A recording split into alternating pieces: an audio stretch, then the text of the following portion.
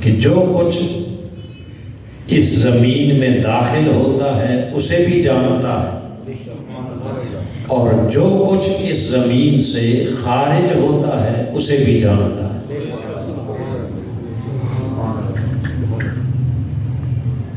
وَمَا يَنزِلُ مِنَ السَّمَاءِ، اور جو کچھ آسمانوں سے نیچے اترتا ہے اسے بھی جانتا ہے۔ وَمَا يَعْرُجُ فِيهَا، اور جو کچھ نیچے سے اوپر آسمان کی طرف چڑھتا ہے اسے بھی جانتا ہے۔ وَهُوَ مَعَكُمْ أَيْنَمَا كُنتُمْ، فرمایا وہی تمہارے ساتھ ہے، اینما کنتم، جہاں کہیں بھی تم رہو، جہاں کہیں بھی تم رہو وہ رب تمہارے ساتھ ہے۔ واللہ بما تعملون بصیر، اور اللہ رب العزت تمہارے تمام اعمال کو دیکھنے والا ہے، تمام اعمال کو، یعنی اس کی نگاہ سے کوئی عمل بھی مخفی اور پوشیدہ نہیں ہے۔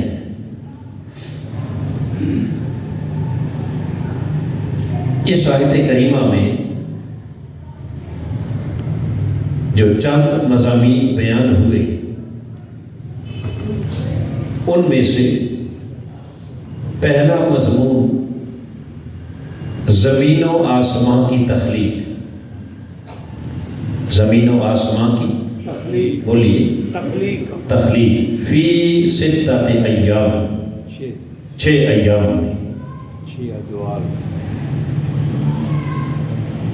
آپ کو یاد ہوگا کہ غالباً 2 ماہ قبل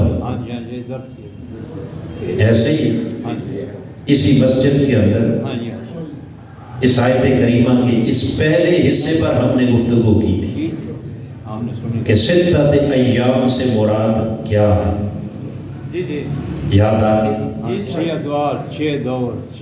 6 ادوار کا ہم نے ذکر کیا تھا، اور ان 6 ادوار کی پھر قرآنی حکمتوں کو ہم نے بیان کیا تھا۔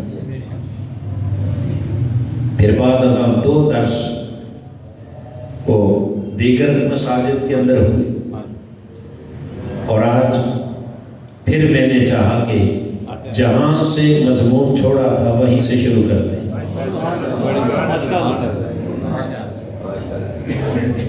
یہ اس جامع مسجد صوبیدار والی کا یہ حصہ ہے کہ پہلا مضمون بھی یہی بیان ہوا، اور آگے جو رہ گیا وہ بھی سرکل گھوم کے یہیں آ گیا۔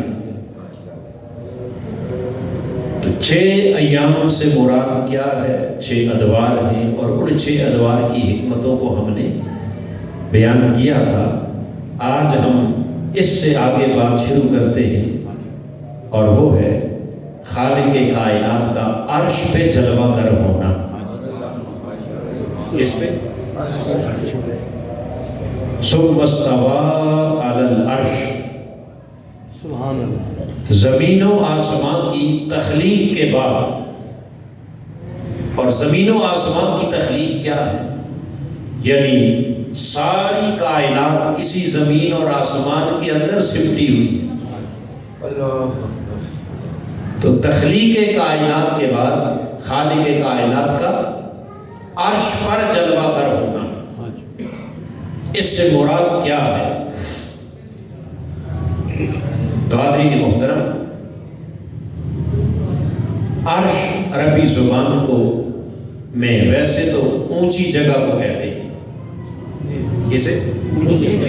بولیے، اونچی جگہ۔ عربی میں گھروں کی چھت کو بھی عرش کہا جاتا ہے۔ وَهِيَ خَاوِيَةٌ عَلَىٰ عُرُوشِهَا، اللہ پاک نے فرمایا کہ وہ گھر اپنی چھتوں کے بل گرے پڑے۔ تو اونچی جگہ کو کیا کہتے ہیں؟ بولیے، عرش۔ اور پھر قرآن مجید نے عرش کا لفظ بادشاہوں کے شاہی تخت کے لیے بھی عرش کا لفظ استعمال ہوتا ہاں جی ہے۔ کس کے لیے؟ جو شاہی تخت جس پر وہ بادشاہ بیٹھتے تھے اسے بھی کیا کہتے ہیں؟ بولیے۔ سورہ نمل کے اندر اللہ رب العزت نے ملکہ بلقیس کے تخت کا ذکر کیا۔ کون سا؟ ملک سبا کی جو ملکہ تھی نا، ملکہ بلقیس، اس کے تخت کا ذکر کیا۔ اور حضرت سلیمان علیہ السلام کی بارگاہ میں جب وہ ملاقات کے لیے ملک سبا سے چلی، آپ نے اپنے درباریوں سے خطاب کیا۔ کس نے؟ حضرت سلیمان نے۔ اور ان کو مخاطب کر کے فرمایا یا ایھا الملا ایکم یاتینی بعرشھا، اے میرے درباریوں، تم میں سے کون ہے جو اس ملکہ کے یہاں پہنچنے سے پہلے اسی کا شاہی تخت لا کر میرے دربار میں حاضر کر۔ نعرہ تکبیر، نعرہ رسالت، نعرہ تحقیق۔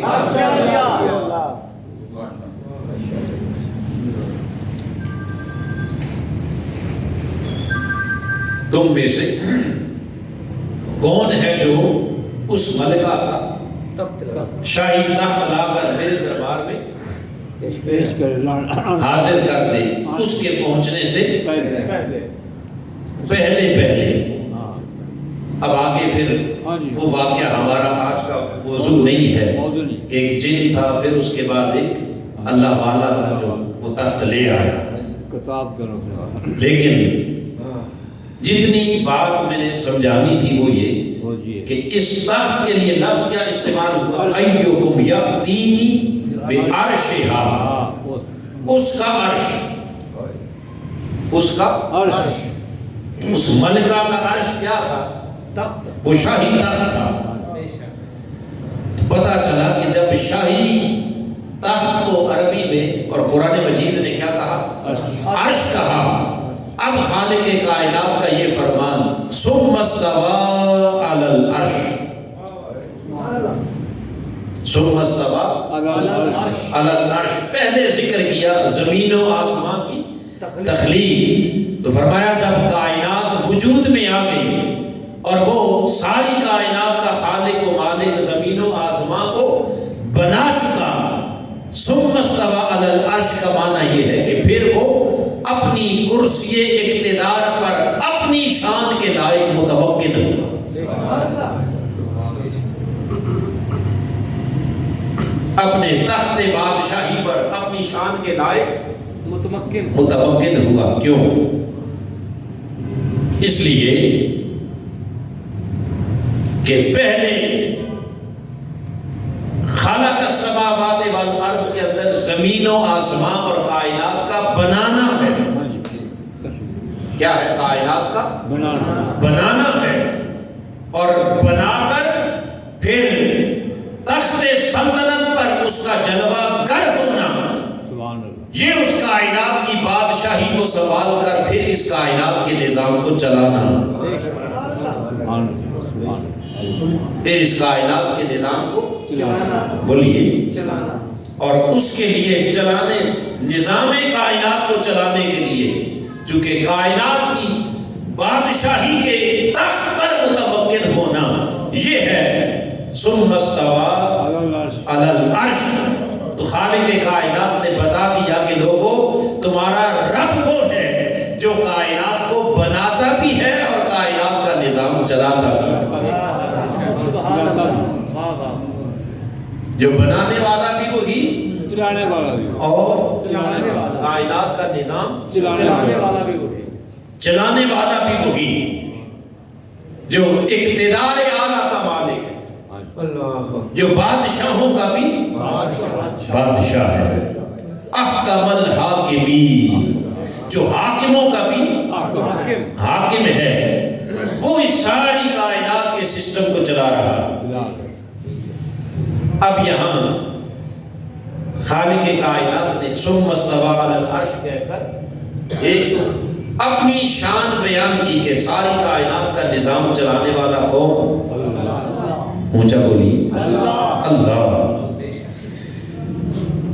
باقی یہ عارضی بادشاہیاں ہیں، کسی کو کسی ٹکڑے کی تھوڑی سی بادشاہی دے دی، کسی کو کسی ٹکڑے کسی ٹکڑے کی سلطانی دے دی، حکمرانی دے دی، بادشاہی دے دی، اور وہ پھولے نہیں سماتا کہ میں پتہ نہیں کیا شے ہوں۔ اس نے کہا کہ زمین سے لے کے آسمان تک اور تخت و سرا سے لامکان تک ساری کائنات کے نظام کو چلانے کے لیے کائنات کے اقتدار کے تخت پر جلوہ گر ہونے والا خدا۔ ایک تو اس نے اپنی اس شان کا اظہار کیا، اور سیکنڈلی اس کے اندر ایک خاص میسج کیا ہے، ایک پیغام ہے ہماری رہنمائی کے لیے۔ پیغام کیا ہے کہ پہلے تخلیق کا ذکر کیا، پہلے تخلیق، اور پھر تخت سلطنت پر متمکن ہونے کا ذکر کر کے اللہ پاک نے بتا دیا کہ کسی شے کو صرف بنانا مقصود نہیں، بلکہ بنانے سے زیادہ اسے چلانا بھی مقصود ہے۔ وہ کتنا عظیم رب ہے کہ جس نے کائنات کو بنایا بھی اور بولیے چلا بھی رہا ہے۔ اب آپ سوچیں گے کہ اس میں ہمارے لیے رہنمائی کا پہلو کیا ہے؟ وہ پہلو یہ ہے کہ لوگوں، تم بڑی بڑی چیزیں بنا تو لیتے ہو،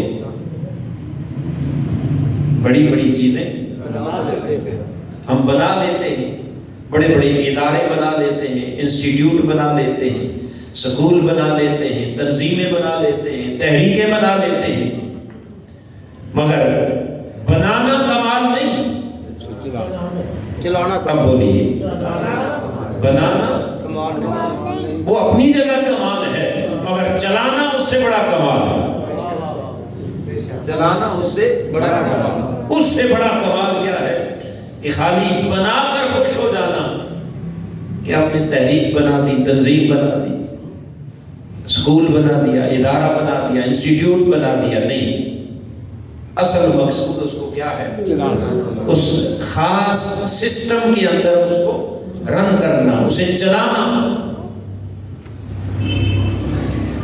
آپ نے دیکھا کہ کئی لوگ جوش میں آ کر، جذبات میں آ کر بہت کچھ بناتے ہیں، مگر اسے چلا نہیں سکتے، بنا لیتے ہیں مگر چلانے کا حق ادا نہیں کر سکتے۔ جیسے ہم اگر اپنے ملک کی مثال لیں،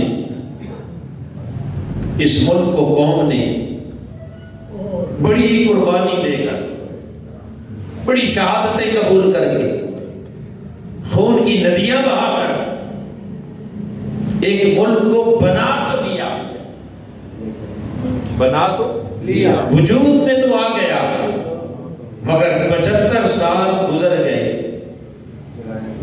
بن گیا مگر چل نہ سکا۔ تو بنانا کمال نہیں، اصل میں کیا ہے، بولیے، اور اس چلانے کے لیے ثم استوى علی العرش، وہ کرسی اقتدار، کرسی طاقت۔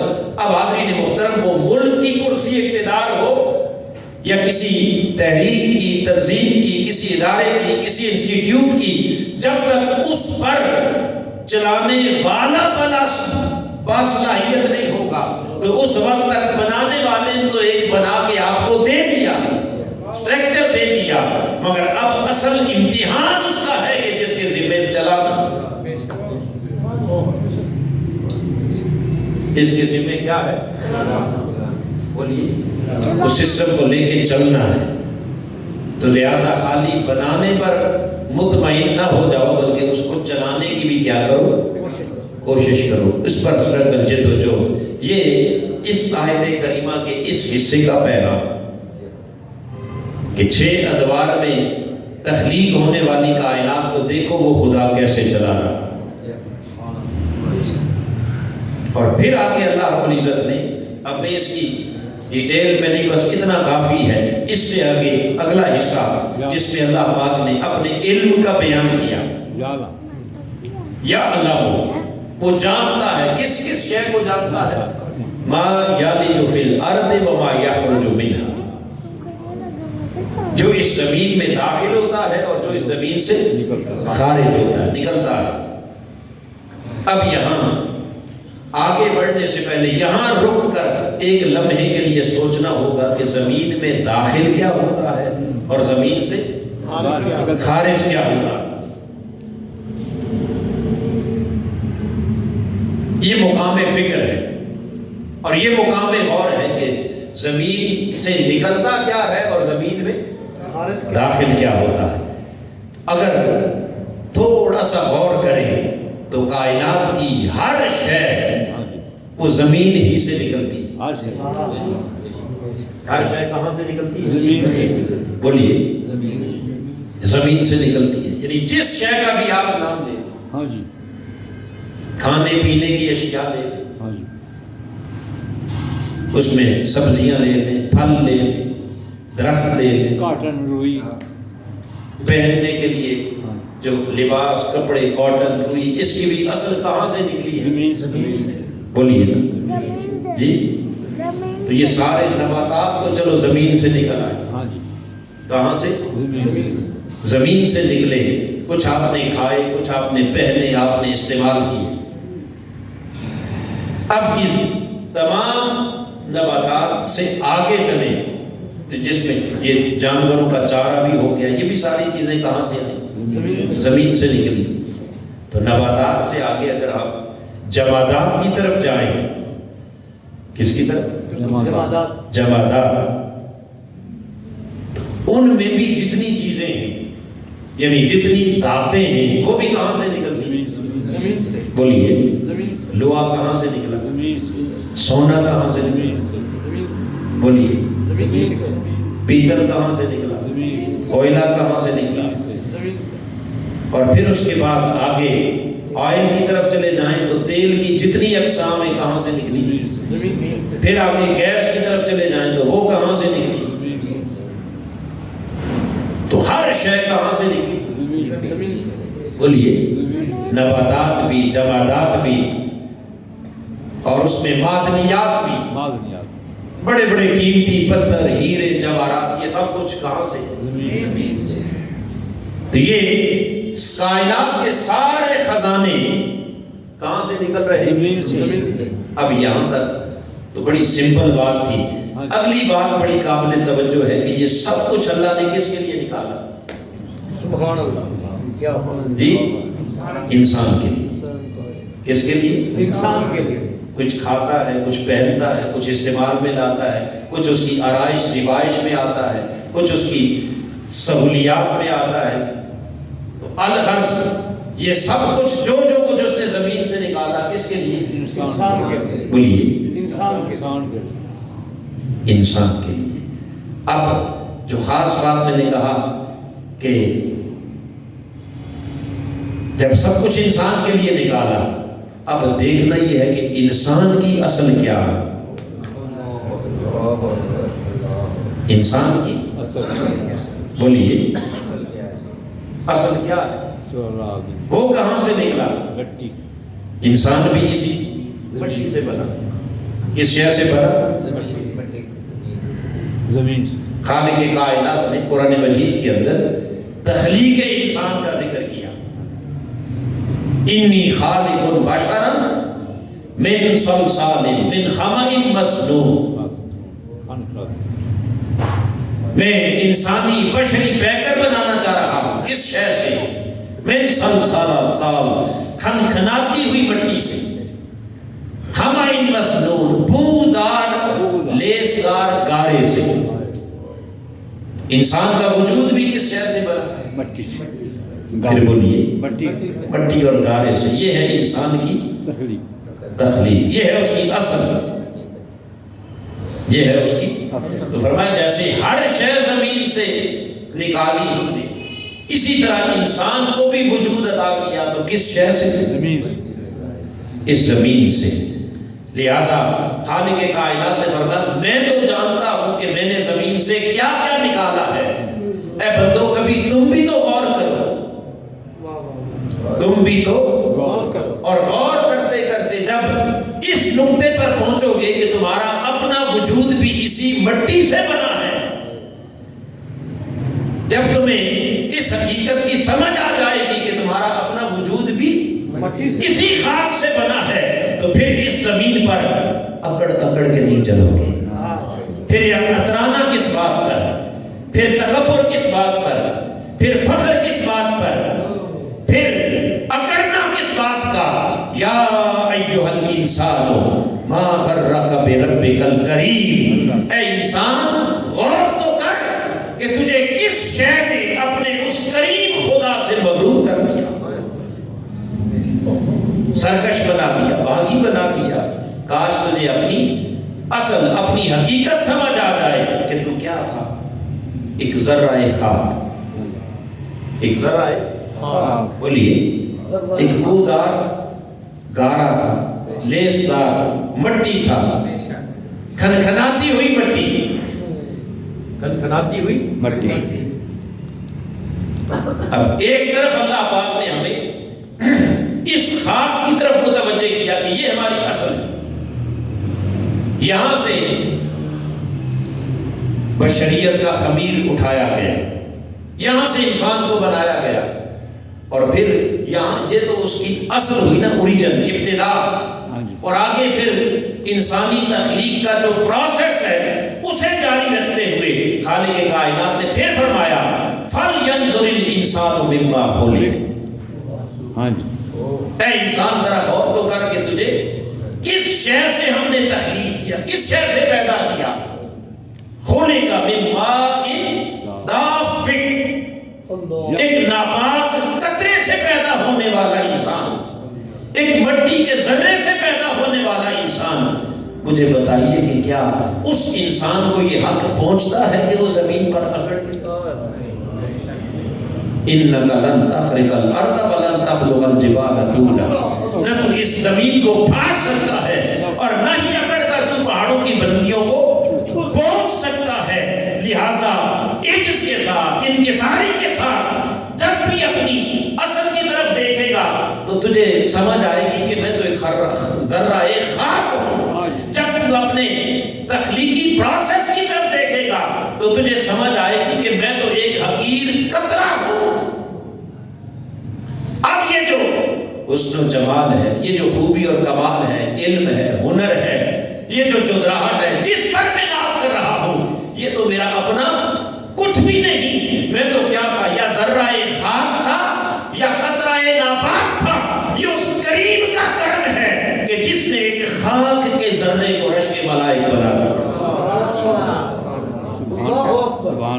ورنہ اسی مٹی سے اس نے سب کچھ نکالا، گھاس پھوس بھی اسی مٹی سے نکالا، جڑی بوٹیاں بھی اسی مٹی سے نکالی، سونا چاندی بھی اسی مٹی سے ہمیں بنا کر اگر اشرف المخلوقات بنا دیا تو کس نے بنایا؟ اگر یہ حقیقت سمجھ آ جائے تو سرے شکر ہر وقت اپنے مالک کے سامنے جھکا رہے کہ میں کیا تھا اور تو نے مجھے کیا بنا۔ اور جب انسان اپنی اصل کو بھول جاتا ہے، اصل کو بھول جاتا ہے، وہ سمجھتا ہے کہ شاید میرے جیسا کوئی ہے ہی نہیں، بس میں ہی۔ اور اگر اصل یا اس اصل کی طرف اللہ پاک متوجہ کر رہا ہے کہ میں تو جانتا ہوں کہ میں نے کیا کیا اس مٹی سے نکالا، مگر انسان تو بھی تو کبھی جانا، تو بھی تو اس کو جاننے کی کوشش کر۔ تو حضرین محترم، یہ تو ہے اس زمین سے نکلنے والی چیزیں۔ میں نے کہا سب کچھ نکلا، حتیٰ کہ انسان بھی اسی مٹی سے بنا۔ اور آگے ما یالج فی الارض، رب کائنات نے فرمایا جو نکالتا ہوں اسے بھی جانتا ہوں، اور جو زمین میں داخل کرتا ہوں اسے بھی جانتا ہوں۔ اب حضرین محترم، یہ جتنی چیزیں اس مٹی سے نکالی گئی، ایٹ دا اینڈ واپس پھر یہ داخل کہاں ہوتی ہیں؟ بولیے، واپس کہاں جاتی ہیں؟ اسی مٹی کے اندر۔ اب اس کی تفصیل میں جانے کی ضرورت نہیں، اس لیے نہیں کہ آپ پھل کھاتے ہیں، اس کی گٹھلی بھی کہاں جاتی ہے؟ پھر واپس زمین کے اندر چلی جاتی ہے۔ فضلہ وہ بھی زمین کے اندر چلا گیا۔ اور کائنات کی ہر شے، حتیٰ کہ لوہا سونا ہر شے گل سڑ کے آخر کار جب وہ ویسٹ ہوتی ہے تو کہاں جاتی ہے؟ مٹی جی مٹی آواز بھی یہی، اختتام بھی یہی۔ بولیے جب ہر شے یہاں چلی گئی، اب رب کائنات نے فرمایا کہ اے بندے تجھے بھی ہم نے اسی مٹی سے بنایا تھا۔ بنایا کہاں سے؟ مٹی سے ہے۔ اب لوٹ کے تو نے کدھر جانا ہے؟ واپس کہاں جانا ہے؟ بس یہ جان لے کہ تم نکلا بھی یہیں سے اور جانا بھی اسی مٹی کے اندر۔ منہا خلقناکم وفیہا نعیدکم، ہم نے تمہیں تخلیق بھی یہیں سے کیا اور لٹائیں گے بھی اسی مٹی کے اندر۔ مگر اگلی بات بڑی خاص توجہ طلب ہے، فرمایا ہر شے زمین سے بنی اور زمین میں جا کے فنا ہو گئی، ختم ہو گئی، اپنا وجود مٹی میں مٹی ہو گئی۔ مگر اے انسان، تیری انفرادیت اور تیری خاصیت یہ ہے کہ ہم نے تجھے بھی اس مٹی سے بنایا، وفیہا نعیدکم، اسی میں تمہیں لٹائیں گے، لیکن لٹا کر تجھے مٹی میں مٹی بنائیں گے نہیں۔ وَمِنْهَا نُخْرِجُكُمْ، اس مٹی سے ایک بار پھر نکالیں گے تارةً اخرى، باقی ہر شے آئی اپنا ٹائم پورا کر کے مٹی میں مٹی ہو گئی۔ اے انسان، تو اس مٹی سے بننے والے انسان، تو اشرف المخلوقات تجھے بنایا ہے اور پھر واپس مٹی میں تجھے بطور امانت رکھا ہے، اس لیے وَمِنْهَا نُخْرِجُكُمْ، اسی مٹی سے ایک بار پھر تجھے پھر نکالا جائے گا، اور اصل نکالنا وہی ہے۔ اصل نکلنا تیرا وہی، یہ تو چند دن کے لیے نکلا تھا، واپس چلا گیا، جہاں سے آیا وہیں چلا گیا، واپس پلٹ گیا اس مٹی میں جس مٹی سے بنا تھا۔ یہ تو ایک بلبلے کی طرح، جیسے وہ پانی پر بلبلہ بنتا ہے اور وہیں پھر پانی کے اندر مکس ہو جاتا ہے، بس یہ تو 4 دن کی چاندنی تھی۔ تارةً اخرى، اصل تیرا نکالا جانا وہ بعد کا ہے۔ اصل نکلنا کیا ہے؟ بولیے، اگر اس پر توجہ رہے تو پھر انسان کبھی بھی زمین پر اکڑ کے پھر کیا وہ سرکشی کرے گا، اللہ کے نظام کے خلاف بغاوت کرے گا، کیا وہ گناہ کی طرف جائے گا؟ اب اس میں حقوق اللہ بھی ہیں، حقوق العباد بھی ہیں، کیا وہ نماز چھوڑے گا، روزہ چھوڑے گا، حرام کھائے گا، کسی کی حق تلفی کرے گا، کسی کی جان پر، کسی کی عزت پر، کسی کے مال پر ڈاکہ ڈالے گا؟ کیونکہ اسے پتا ہے تارةً ایک بار پھر نکل کے اس رب کے حضور میں نے پیش ہونا ہے۔ تو حاضرین محترم، یہ پہلا مضمون جس میں اللہ پاک نے فرمایا کہ جو کچھ اس زمین سے نکالتا ہوں اور جو کچھ اس زمین میں داخل کرتا ہوں، بس اس پر ہے انسان اگر تھوڑا سا غور کرے تو تیری زندگی سمجھ جائے، تیری زندگی سمجھ جائے۔ کیونکہ ہم نے کبھی قرآن مجید کے اندر غور کیا ہی نہیں، اس قرآن کو کبھی تفکر اور تدبر کی نگاہ سے جب پڑھا ہی نہیں تو پھر زندگی کہاں سے سمجھے؟ تو سنوارنے کے لیے اللہ پاک نے فرمایا کہ ایک تو پہلی چیز وہ ثم استوى علی العرش، اور پھر یعلم ما یلج فی الارض وما یخرج منہا، یہ دوسرا مضمون ہو گیا۔ اب تیسرا وما ینزل من السماء وما یعرج فیہا، سبحان اللہ، جو کچھ آسمان سے اترتا ہے اور جو کچھ آسمان کی طرف چڑھتا ہے۔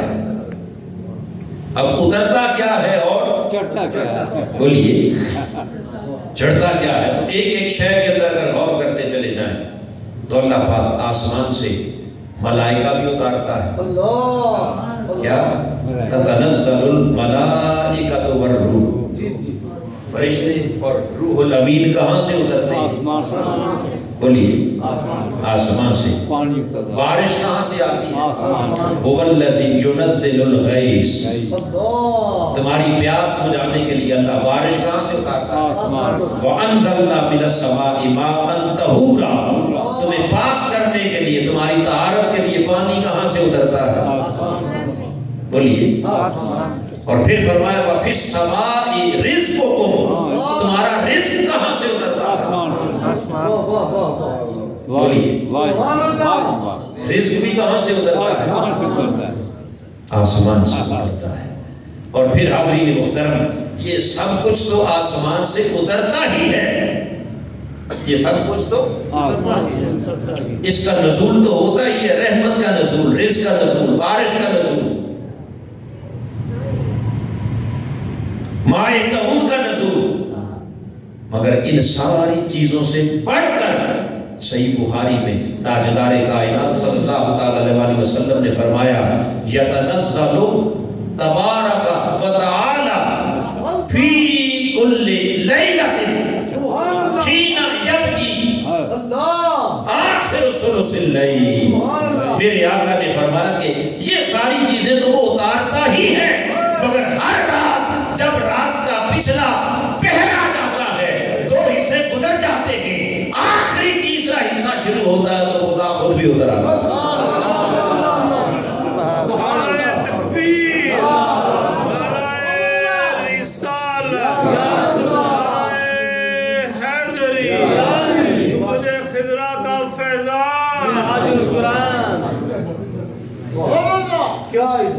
باقی تو سب کچھ تمہارے لیے اتارا ہی ہے. اب وہ خود کہتا ہے کہ میں بھی اتر آتا ہوں. یتنزل تبارک و تعالی, اپنی شان کے لائق اترتا ہے عرش معلی سے الی السماء الدنیا, آسمان دنیا کی طرف, اور آسمان دنیا پر آ کر اپنے بندوں کو پکارتا ہے. آواز دیکھنا, هل من مستغفر فاغفر له هل من مسترزق فارزق له. ہے کوئی مغفرت مانگنے والا کہ اسے برکت دے, ہے کوئی رزق کے اندر برکت مانگنے والا کہ اسے برکت دے, ہے کوئی معافی مانگنے والا کہ اسے معاف کر دوں. میرے آقا نے فرمایا کہ رات کے تیسرے پہر رب کائنات آسمان دنیا پہ آ کر اپنے بندوں کو پکارتا ہے, اور پکارتے پکارتے یہاں تک کہ صبح طلوع ہو جاتی ہے, طلوع فجر تک, طلوع فجر تک. گویا باقی چیزیں تو اتری مگر اپنے بندوں کی دل جوئی کے لیے, اپنے بندوں کی کیا دل جوئی کے لیے. وہ خود بھی کیا کہتا ہے کہ میں ہر رات پچھلے پہر اترتا ہوں اپنی شان کے لائق, تمہارے قریب آ جاتا ہوں, تمہارے اور قریب آ کر آسمان سے آواز دیتا ہے, آسمان سے, آسمان دنیا سے پکارتا ہے کہ بندے دیکھ میں تیری خاطر عرش چھوڑ کر ثم استوى علی العرش, عرش چھوڑ کر کہاں آ گیا, آسمان دنیا پر تیری خاطر اتنا قریب آ گیا ہوں. ارے تو میری خاطر بستر چھوڑ کر مصلی تک نہیں آ سکتا, تو میری خاطر بستر چھوڑ کر مسجد تک نہیں آ سکتا. دیکھ میں تیری خاطر کہاں سے اتر کر کہاں آ گیا. اس کو بابا فرید نے کہا نا, اٹھ فریدا ستیا, اٹھ فریدا ستیا, تے جھاڑو دے مسیح تو ستا, رب جاگدا تیرا تیری ڈاڑے نال پری.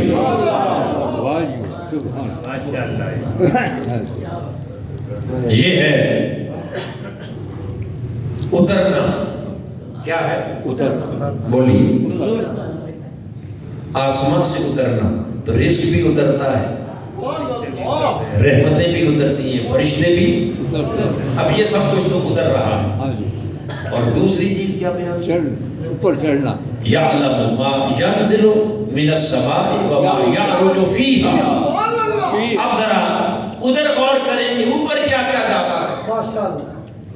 نیچے سے اوپر, نیچے سے اوپر جانے والی چیزیں وہ بھی خالق کے کائنات نے بیان کی, قرآن مجید نے بیان کی.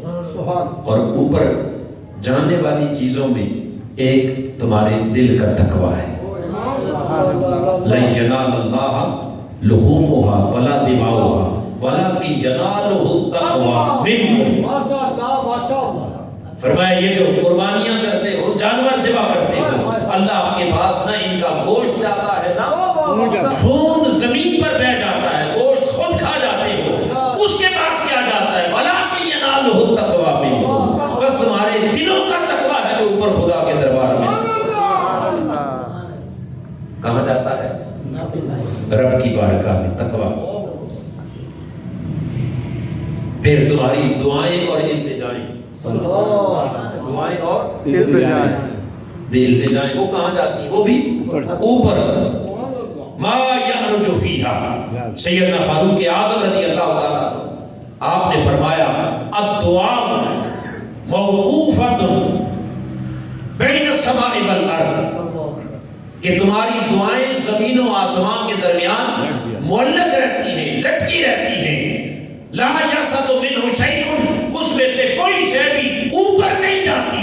हत्ता तुसल्ली अला नबीय्यिक, जब तक तुम अपने नबी की जात पर दरूद नहीं पढ़ते, दुआ जमीन और आसमान के दरमियान लटकी रहती है। नाराए तकबीर, नाराए रिसालत, नाराए हैदरी, सुभान अल्लाह, सैयदी मुर्शदी या नबी माशाअल्लाह। इधर बंदा हुजूर की जात पर दरूद पढ़ता है, उधर सैयदना फारूक आज़म फरमाते हैं वो दुआ ऊपर उठा ली जाती है। सुभान अल्लाह, उठा ली जाती है। तो दुआएं भी कहाँ जाती हैं? ऊपर ऊपर। वाह वाह, दुआएं भी ऊपर। और अगली बात जिसको आका अलैहिस्सलाम ने हदीस पाक के अंदर बयान किया, सुभान, वो बड़ी तवज्जो तलब है। सुभान हुजूर ने फरमाया कि ये जो मजलूम की आह है, मजलूम की फरियाद है, इससे बच के रहना, इससे बच के रहना। इय्याकुम व दावतल मजलूम। हुजूर ने फरमाया कि मजलूम की आह से डरो, इससे बच के रहना। फ़इन्नहा लैसा बैनहा व बैनल्लाहि हिजाब, ये मजलूम की आह इतनी तेजी से जाती है कि मेरे आका ने फरमाया खुदा के दरमियान और इस आह के दरमियान पर्दा ही कोई नहीं रहा। अल्लाह के दरमियान और इसके मजलूम की फरियाद के दरमियान कोई पर्दा आए नहीं, ये डायरेक्ट जाती है कहाँ? अल्लाह के दरबार में। कहाँ जाती है? इसका मतलब ये है कि मजलूम की शिकायत कहाँ सुनी जाती है? डायरेक्ट अल्लाह के हुजूर। और जब उसकी शिकायत सुनी गई तो इसका मतलब ये है कि उसकी FIR रजिस्टर हो गई। क्या हो गई? FIR क्या हो गई? जब रजिस्टर हो गई किसके यहाँ? अल्लाह के यहाँ। अब वो अहकमुल हाकिमीन, वो मालिक है, वो चाहे तो उस पर अभी कार्रवाई कर दे, चाहे महीने बाद करे, साल बाद करे, इस दुनिया में करे या आखिरत में करे। लेकिन ये तयशुदा बात है कि जब अल्लाह के यहाँ शिकायत रजिस्टर हो गई तो उसका एक न एक दिन फैसला जरूर होना है। किसी का जल्द होना है, किसी का देर से होना है। ऐ जालिम दंदनाता फिरने वाले, ये ना समझ कि पूछने वाला कोई नहीं। अगर फौरी फैसला हो जाता तो शायद तेरे हक में बेहतर होता। ये जितनी ताखीर हो रही है उतना तेरे लिए अंजाम बड़ा सख्त हो रहा है। इन्ना बत्शा रब्बिका लशदीद, अल्लाह की गिरफ्त से तुझे कोई बचा। अगर यकीन हो जाए कि खुदा के अर्श के दरमियान और मजलूम की आह के दरमियान पर्दा कोई नहीं, डायरेक्ट सुनी गई, नोट हो गई शिकायत, तो मुझे सच बताइए इस पर अगर यकीन कामिल हो जाए तो कोई जालिम कभी जुल्म करेगा? कोई किसी मजलूम की हक तलफी करेगा? कोई किसी मजबूर की मजबूरी से फायदा नहीं उठाएगा। इसलिए कि हम समझते हैं कि बस आई गई हो गई, बात खत्म हो गई। जो फौरी पकड़ा जाता है समझ लें कि वो खुश नसीब है, और जिसे डील दी जाती है वो सबसे बड़ा بد نصیب ہے، اس لیے کہ وہ سمجھتا ہے کہ پوچھنے والا کوئی نہیں۔ رب کائنات نے فرمایا لوگوں حضور نے فرمایا کہ مظلوم کی آہ سے بچو۔ اللہ کی عرش کے درمیان اور اس کے درمیان کوئی پردہ نہیں۔ اور پھر حاضرین محترم، آقا علیہ الصلوۃ والسلام نے حدیث پاک کے اندر جو اگلی چیز بیان کی اوپر جانے والی، وہ آپ کے ہر روز کے نیک اعمال۔ کیا ہے؟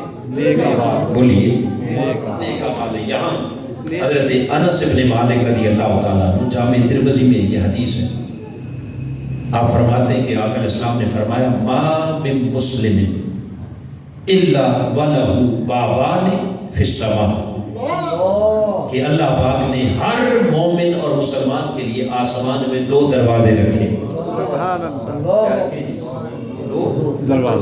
دو دروازے، باب ینزل منہ رزقہ، ایک دروازہ وہ ہے کہ جس سے اس کا رزق اترتا ہے، وباب یصعد منہ عملہ، اور دوسرا وہ دروازہ ہے کہ جس سے ہر روز اس کا عمل اوپر جاتا ہے۔ ہر مومن کے لیے کتنے؟ 2۔ اللہ پاک نے آسمان میں 2 دروازے قائم کر رکھے ہیں، ایک سے اس کا رزق اترتا ہے اور دوسرے سے اس کے نیک اعمال اوپر جاتے ہیں۔ اور اگلی بار میرے آقا نے فرمایا کہ جب وہ بندہ مومن اس دنیا سے چلا جاتا ہے، اس دنیا سے چلا جاتا ہے، اس کی وفات ہو جاتی ہے، تو تاجدار کائنات نے فرمایا باقی یا وہ دونوں دروازے جو کہ جہاں سے رزق اترتا تھا وہ بھی بند کر دیا جاتا ہے، جہاں سے اعمال جاتے تھے وہ بھی بند کر دیا جاتا ہے، کیونکہ بندہ چلا گیا۔ اب بند ہونے کی وجہ سے میرے آقا نے فرمایا وہ دونوں عرش کے دروازے اس بندے کے لیے روتے، وہ آسمان کے دروازے بھی اس کے لیے کیا کرتے ہیں؟ بولیے۔ اور دوسری روایت جس کو حضرت سیدنا مولا علی المرتضیٰ نے روایت کی آقا علیہ السلام سے، حضور علیہ السلام نے فرمایا کہ ہر مومن کیا؟ ہر مومن کے لیے خالق کائنات نے 2 چیزیں رکھی ہیں، اور وہ کیا ہے؟ حضور علیہ السلام نے فرمایا کہ اذا مات المؤمن، جب بندہ مومن کی موت واقع ہوتی ہے، روح قبض ہوتی ہے، وفات کا وقت آتا ہے، بقا لہ مصلاہ فی الارض باب ینزل منہ رزقہ فی السماء۔ تاجدار کائنات صلی اللہ علیہ وسلم نے فرمایا کہ اس زمین کے اوپر جہاں وہ بندہ مومن عبادت کیا کرتا تھا، جہاں وہ بندہ مومن عبادت کرتا تھا، اللہ کی نماز پڑھتا تھا، تو فرمایا جب وہ مومن وفات پاتا ہے تو وہ زمین کا ٹکڑا بھی اس بندہ مومن کی جدائی میں روتا ہے، وَمَسَّدُ عَمَلِهِ، اور جس جگہ سے اس کا عمل اوپر آسمان کی طرف چڑھ کے جاتا تھا، وہ آسمان کا دروازہ بھی اس بندہ مومن کے لیے روتا ہے۔ یہ بیان کر کے طوفان فما بکت علی السماء والارض، نہ اسے آسمان ہی نہ رویا، بے ایمان نہ تھے، نہ آسمان رویا نہ زمین روئی۔ یہ روایت بیان کر کے آگے میرے آقا نے فرمایا یہ معنی ہے فما بکت علی السماء والارض، نہ اسے آسمان رویا، کچھ ایسے بھی ہیں کہ جن پر نہ زمین روتی ہے نہ آسمان روتا ہے۔ یہ ذکر اللہ پاک نے قرآن مجید میں کیا فرعون کے لشکر کے بارے میں، جب وہ طوفان غرق ہوا تو اللہ پاک نے فرمایا ایسے غرق ہوئے فما بکت علیہم السماء والارض، کہ نہ ان کے لیے زمین روئی نہ ان کے لیے آسمان رویا۔ جب اللہ نے کہا نا ان کے لیے زمین و آسمان نہیں روئے، تو اس کا مطلب ہے کہ کوئی تو ہے نا جس کے لیے روتے بھی۔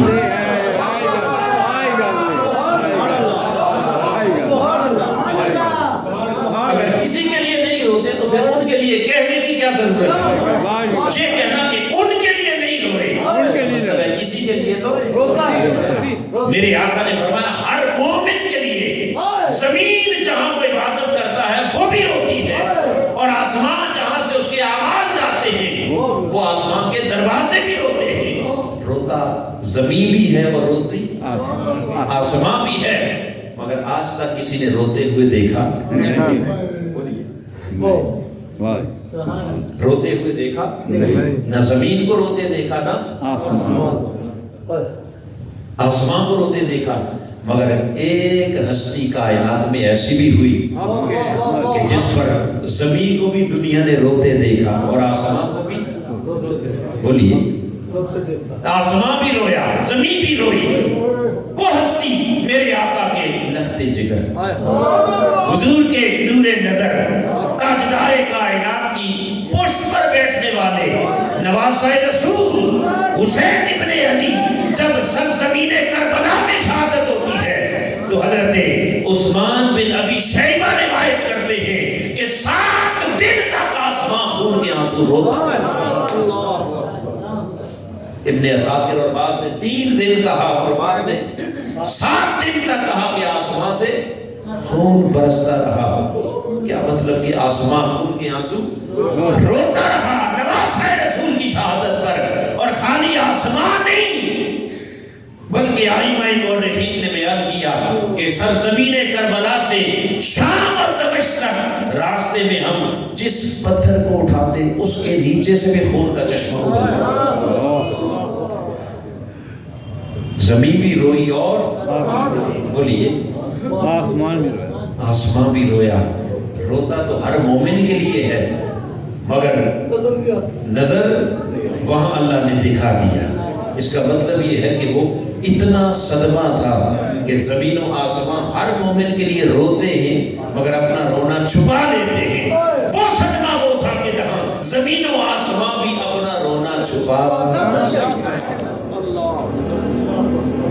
اپنا صدمہ چھپا ظاہر کر دیا یہ شان ہے کس کی نواسہ رسول کی لہذا حضرین محترم اب یہاں سے جو خاص بات ویسے تو باتیں اور بہت ساری ہیں مگر میں کنکلوژن کی طرف آنا چاہ رہا ہوں جس بات پر اپنی بات ختم کر رہا ہوں وہ یہ کہ اے بندے جب زمین بھی تیری جدائی میں کیا اور آسمان بھی مگر کس کی جدائی میں جو صاحب ایمان اس زمین پر عبادت کرتا ہو اور جس کے نیک اعمال اوپر جاتے اور جس کا کبھی نیک عمل گیا ہی نہیں ہر روز گناہوں کی ڈائری جاتی ہے کس کی جاتی ہے بولیے گناہوں کی نافرمانیوں کی ڈائری جاتی ہے تو یقیناً آسمان کے دروازے اس پر روتے نہیں اس سے تنگ ہے کہ شکر ہے دروازہ بند ہوا جان چھوٹی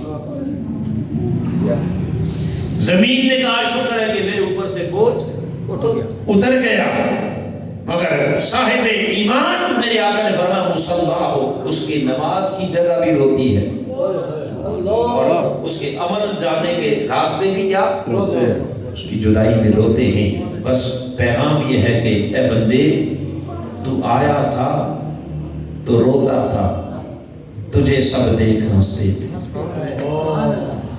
تو آیا تھا تو روتا تھا پھر بولیے تو آیا تھا تو روتا تھا کبھی اپنے آنے پر غور کریں نا جب ہم دنیا میں آئے ماں کی گود میں تو روتے ہوئے آئے بچہ پیدا ہوتا ہے تو کیا کرتا ہے اونچا بولیے روتا ہوا آتا ہے اور تجھے سب دیکھ ہنستے تھے آنے والا روتا ہوا آتا ہے اور اسے دیکھ دیکھ کر سارے گھر والے ہنس رہے ہوتے ہیں خوشی منا رہے ہوتے ہیں مٹھائیاں بٹ رہی ہیں بیٹا اللہ نے دیا تو ہر کوئی خوش ہے اور آنے والا رو رہا ہے آگے فرمایا تو ایسی کار کر بندے تو ہنستا ہو یہ روتے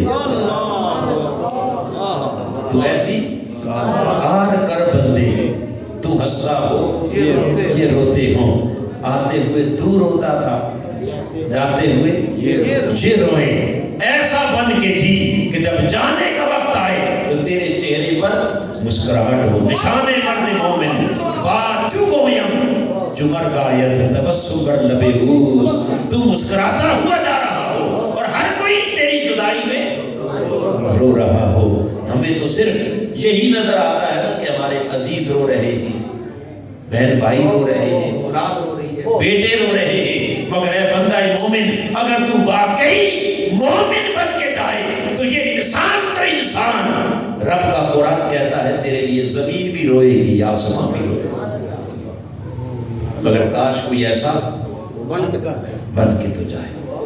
اور پھر حاضرین محترم، یہ سارا مضمون بیان کر کے آگے اللہ پاک نے فرمایا وَهُوَ مَعَكُمْ أَيْنَمَا كُنتُمْ، اے بندے تیرا رب تیرے ساتھ ہے، جہاں بھی رہے، جس حال میں رہے، تو دکھ میں ہے، سکھ میں ہے، خوشی میں ہے، غمی میں ہے، کبھی یہ نہ سمجھنا کہ تو تنہا ہے۔ هُوَ مَعَكُمْ، تیرا رب تیرے ساتھ ہے۔ پھر بولیے رب تیرے ساتھ ہے۔ اگر اس ساتھ کا یقین ہو جائے کہ میرا اللہ میرے ساتھ ہے، پھر کسی کی ضرورت رہتی ہے؟ پھر کسی سے شکوہ رہتا ہے؟ بولیے اگر اس کا یقین ہو جائے کہ رب ساتھ ہے، پھر کوئی دکھ رہتا ہے؟ پھر کوئی غم؟ بولیے پھر عاشق کہتا ہے جنہ دکھاں وچ دل بر راز، کہ سکھ گناہ تھی وارے، جنہ دکھاں وچ دل بر راضی، وہ ساتھ جو ہے وہ دیکھ جو رہا ہے، سب اس کے سامنے ہے، کوئی بات نہیں۔ اگر اسے یہ پسند ہے تو جنہ دکھاں وچ دل بر راضی، سکھ اُنا تھی وارے، دکھ قبول محمد بخشا، پر راضی رہنے پیارے، دکھ قبول محمد بخشا، راضی رہنے پیارے، واللہ بصیر بما تعملون، تمہارا کوئی عمل بھی اللہ کی نگاہ سے چھپا ہوا نہیں۔ بولیے تو جب سب کچھ اس کے سامنے ہے، سب کچھ اس کے سامنے، ایک ایک عمل کو وہ دیکھ رہا ہے، اب عمل کرتے ہوئے سوچنا پڑے گا نا کہ کہیں کوئی غلط عمل نہ ہو۔ اگر یقین ہو جائے کہ میرے اعمال کو خدا دیکھ رہا ہے تو پھر غلطی کرے نہیں، پھر غلطی کا کوئی امکان نہیں۔ بولیے یہ ساری غلطیاں، یہ ساری سرکشیاں، یہ ساری بغاوت، یہ سارے گناہ، یہ ساری نافرمانیاں صرف اس لیے ہیں کہ ہم زبان سے کہتے ہیں اللہ دیکھ رہا ہے مگر دل سے اسے مانتے۔ کاش اس قرآن کو سمجھ کر اگر اس پر یقین ہو جائے، اس پر کیا ہو جائے؟ یقین ہو جائے تو ہماری دنیا بھی سنور جائے، ہماری آخرت بھی سنور جائے۔ حاضرین محترم، یہ خلاصہ ہے آج کی گفتگو کا، یہ نچوڑ ہے اس درس عرفان القرآن کا۔ اور حاضرین محترم، یہی سارا مشن ہے تحریک منہاج القرآن، پیغام قرآن بھی یہی ہے، اور پیغام منہاج القرآن بھی یہی ہے، اور پیغام شیخ الاسلام بھی یہی ہے کہ آؤ اس قرآن کے ساتھ جڑ جاؤ، اس قرآن کی سنگت میں آ جاؤ، صحبت میں آ جاؤ، رفاقت میں آ جاؤ، اور اس قرآن کو پڑھنے والے، سیکھنے والے، سمجھنے والے اور اس میں غور و فکر کرنے والے بنو، تاکہ یہ قرآن تمہاری دنیا بھی سنوار دے اور بولیے آخرت بھی سنوار دے۔ اس کے لیے ضروری ہے کہ ہم خود بھی اس قرآن سے جڑیں اور اپنی نسلوں کو بھی قرآن سے جوڑیں۔ بولیے اپنے بھائیوں کو، بہنوں کو، بیٹوں بیٹیوں کو، اپنے اہل خانہ کو۔ اور یہ تو مہینے کے بعد ایک نشست ہے درس عرفان القرآن کی، اس میں خود بھی آئیں، دوسروں کو بھی لے کے آئیں، مگر ایک نشست تک نہ رہیں بلکہ اس سے بھی آگے ایک قدم بڑھیں۔ تو یہ جو پورا مشن ہے، جس مشن کے تحت صرف حافظ آباد میں نہیں بلکہ دنیا بھر کے اندر اس قرآن کا پیغام عام ہو رہا ہے، آگے بڑھ کر اس مشن کے سپاہی بن جاؤ، اس مشن کے کیا بن جاؤ؟ سپاہی بن جاؤ، حضور شیخ الاسلام کے دستوں بازو بن جاؤ۔ اور میں نے شاید پہلے بھی ایک دفعہ یہ بات کی تھی پچھلے درس میں کہ صرف مہمان بن کے نہ آؤ بلکہ اس کے میزبان بن جاؤ، کیا بن جاؤ؟ میزبان بن جاؤ۔ اور پھر حاضرین محترم، اس کے ساتھ ہی اپنی بات ختم کرتے ہوئے، یہ تو قرآن مجید کی ایک مختصر سی مجلس ہے جس میں آپ بیٹھے، آپ کے ایمان کو جلا ملی، ایک ذوق آیا، ایمان کو فرحت اور تازگی ملی یا نہیں ملی؟ اونچا بولی جی آئیں، چونکہ اگلے مہینے ہمارا درس نہیں ہوگا، اس کی وجہ یہ ہے کہ ماہ رمضان المبارک آ جائے گا، مگر یہاں درس نہیں ہوگا تو اگلے مہینے آخری 10 دن ماہ رمضان کتنے؟ پھر بولیے 10 دن اور 10 راتیں منہاج القرآن کے مرکز پر شہر اعتکاف بسے گا، اور اس شہر اعتکاف میں 10 راتیں مسلسل خود حضور شیخ الاسلام درس قرآن۔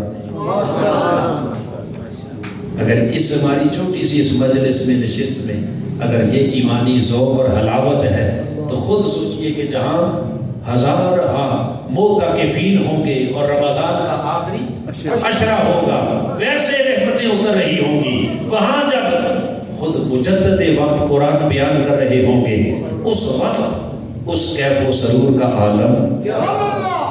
ان بہاروں کو لوٹنے کے لیے آپ ابھی سے تنظیم کے ساتھ رابطہ کریں۔ محترم طارق صاحب تشریف فرما ہے، وکیل صاحب تشریف فرما ہے، سجاد صاحب تشریف فرما ہے، آپ کے ساتھ رابطہ کر کے اپنے نام لکھوائیں، رجسٹریشن کروائیں تاکہ بر وقت آپ کی اعتکاف کے لیے بکنگ ہو سکے، انتظام و انصرام ہو سکے آپ کے وہاں جا کر ٹھہرنے کا، رہنے کا، سحری افطاری کا۔ تو اس کے لیے ابھی سے جو ہے وہ اپنے آپ کو اس شیڈول کے اندر ڈال دیں تاکہ اگلے مہینے کی ایک نشست اگر حافظ آباد کی مس ہو تو آپ کو 10 راتیں وہاں میسر ہیں۔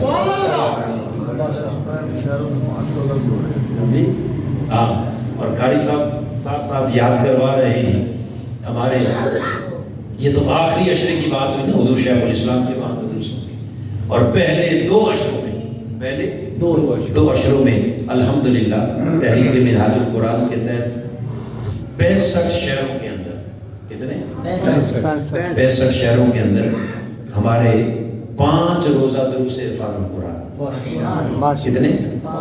یعنی 5 دن مسلسل ایک ہی جگہ فجر کی نماز کے بعد دروس عرفان القرآن انشاءاللہ ہوں گے، اور پچھلے کئی سالوں سے چلے آ رہے ہیں، جن میں ہزارہا لوگ فجر کی نماز کے بعد آتے ہیں اور قرآن سے مستفید ہوتے ہیں، قرآن مجید کا فیض لے کے جاتے ہیں۔